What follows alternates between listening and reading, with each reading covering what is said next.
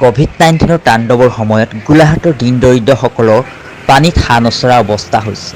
কৰিবলৈ কাম নাই, ধন উপাৰ্জনৰ বাবে কোনো বিকল্প নাই।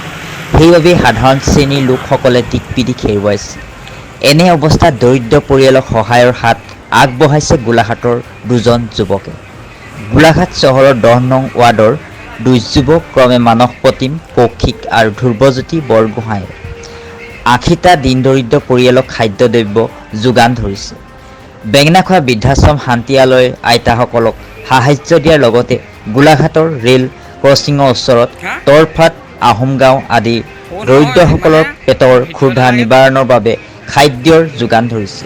কৌশিকে নিজৰ উপাৰ্জনৰ ধনৰ এটা অংশ দৰিদ্ৰক দিয়াৰ লগতে মানসৰ এই কামত সহায় কৰিছে ধ্ৰুৱজ্যোতি বৰগোহাঁইয়ে।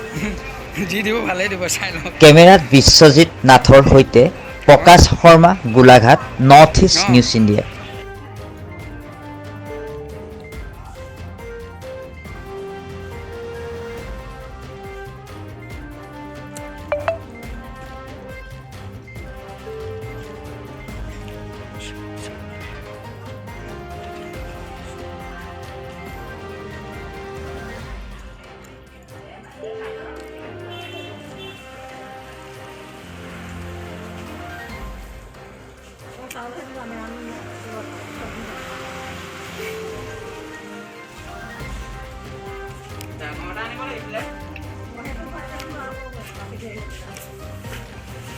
তলত থৈ দিয়া না, নোৱাৰিব ধৰিব। তলত থৈ দিয়া।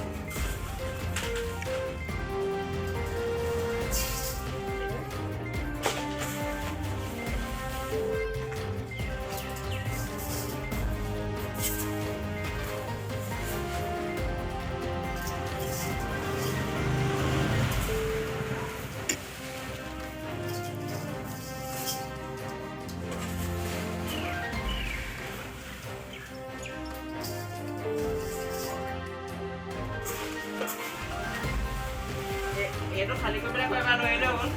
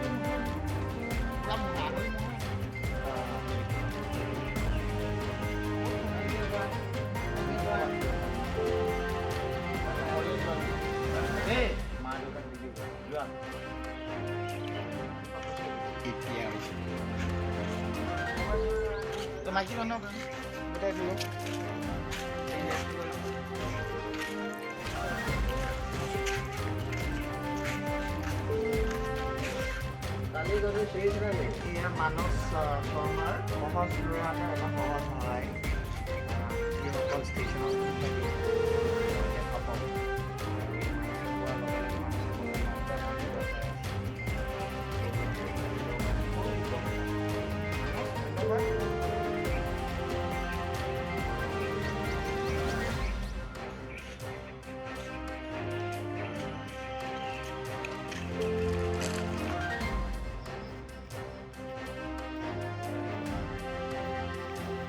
এই দুৰ্যোগৰ সময়ত দেখা গৈছে গোলাঘাটৰ ৰাইজে কিছুমান লোকে তেনেকৈ খাদ্য সামগ্ৰী বিতৰণ কৰিছে দুখীয়া দৰিদ্ৰসকলৰ মাজত। আপোনালোকৰ তেনেকৈ কৰিছে, কেনেকুৱা ধৰণৰ কাক সহায় কৰিছে? আমি আপোনাৰ যিখিনি দৰিদ্ৰ পৰিয়াল আছে সেইখিনি আমি যিমান পাৰোঁ সহায় কৰিছোঁ। যিখিনি আপোনাৰ ধৰি লওক দিন হাজিৰা কৰা মানে সেইখিনিয়ে সহায় কৰিছোঁ। কি দিছে আৰু ক'ত ক'ত দিছে? আমি দিয়া হৈছে আপোনাৰ কালি দিছিলোঁ আপোনাৰ ষ্টেচনত আৰু আপোনাৰ বৃদ্ধাশ্ৰম যিখিনি আছে বৃদ্ধাশ্ৰমত দিলোঁ, ষ্টেচনত দিলোঁ। আৰু যিখিনি বাটৰো আছে, বাটৰো আৰু যিখিনি খাবলৈ পোৱা নাই সেইখিনি সকলক দিয়া হৈছে। ভিকাৰীখিনি দিয়া হৈছে। তাৰ পৰা আজি আপোনাৰ আজি আইডিয়াঘাটত দিলোগৈ 30জন 35জন মানুহক। এই খৰচখিনি ক'ৰ পৰা আহে আৰু কোনে কৰে? খৰচখিনি আপোনাৰ মই যিখিনি ইনকাম কৰোঁ তাই 2 টকাকৈ আপোনাৰ মই মানুহলৈ আগবঢ়াইছোঁ। হয়, সহায় কোনে কৰিছে লগত? সহায়ৰ লগত মোৰ দুৰ্গাজ্যোতি বুঢ়াগোহাঁই হয়, বহুত সহায় কৰিছে। আৰু মানুহক তেনেকৈ উপকাৰ সহায় কৰা কিবা কাৰ্যসূচী আছে নেকি? সহায় কৰা মই কাইলৈৰ পৰা আমি আকৌ আগবাঢ়িম বুলি ভাবিছোঁ। তেতিয়া দুৰ্গাজ্যোতি বুঢ়াগোহাঁই কৈছে যিটো পৰা মই পইচাটো যিটো মানে খৰচা হৈছে তাৰো কিবা এটা মই দিম বুলি কৈছে দুৰ্গাজ্যোতি বুঢ়াগোহাঁই। কাইলৈৰ পৰা আকৌ আমাৰ পদক্ষেপ আছে আপোনাৰ যিখিনি এতিয়া একেবাৰে মানে পইচা পাতি দিগদাৰ হৈছে সেইখিনিক আমি কাইলৈৰ পৰা যাম দিয়াৰ কথা ভাবিছোঁ।